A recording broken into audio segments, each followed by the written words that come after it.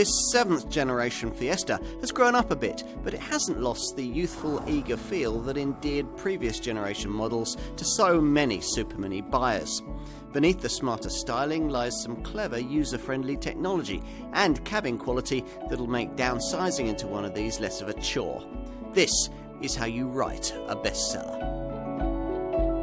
Variations on the Fiesta theme may come and go, but before driving any version of Ford's definitive Super Mini, there's one thing you almost always tend to know for certain, that it will be a great steer. This time around, the Blue Oval brand has sought to retain that traditional Fiesta attribute, yet at the same time introduce a standard of ride quality closer to that that's delivered by arch rivals like Volkswagen's Polo.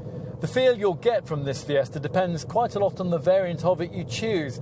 That's because two quite different chassis configurations have been used across the range, with a firmer setup used for the various sporty ST models and a softer one featuring elsewhere in the range on the cars that the majority of customers are going to end up with. On such mainstream versions, this car isn't quite the sharp, eager thing we remembered from before, but it can still offer a level of handling joie de vivre that's beyond anything its competitors can manage. And that's thanks to improved steering, a lightweight body that's now usefully stiffer, and also an effective torque vectoring system that helps you to get the grip down in the corners.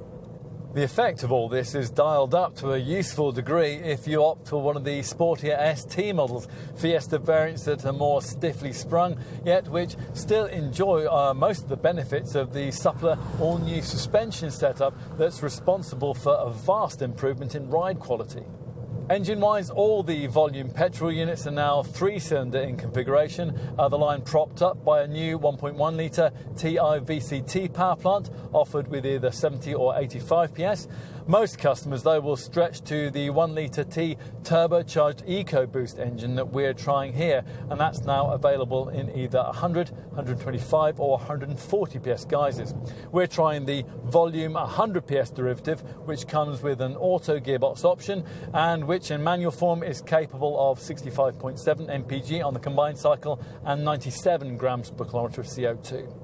Elsewhere in the lineup, 1.5-litre engines dominate. There's a 200 PS petrol unit in the ST Hot Hatch, and diesel buyers get 85 PS and 120 PS 1.5-litre TDCI options that focus on frugality and which will be of particular interest to customers of the active crossover derivative that should widen the appeal of the range.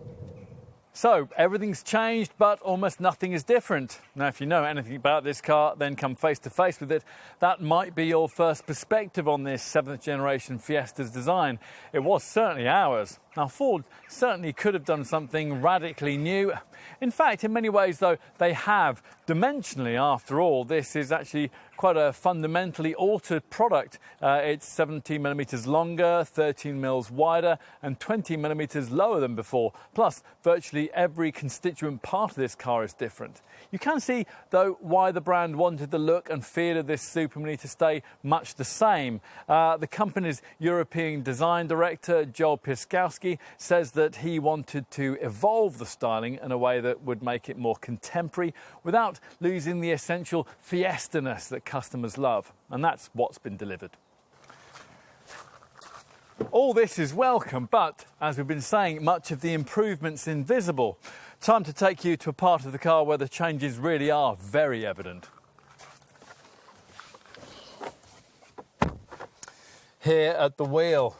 It's quite different, isn't it? There are flush, seamless surfaces, soft-touch plastic coatings and neat splashes of chrome. Plus, it all seems to have been very well screwed together by the factory in Cologne.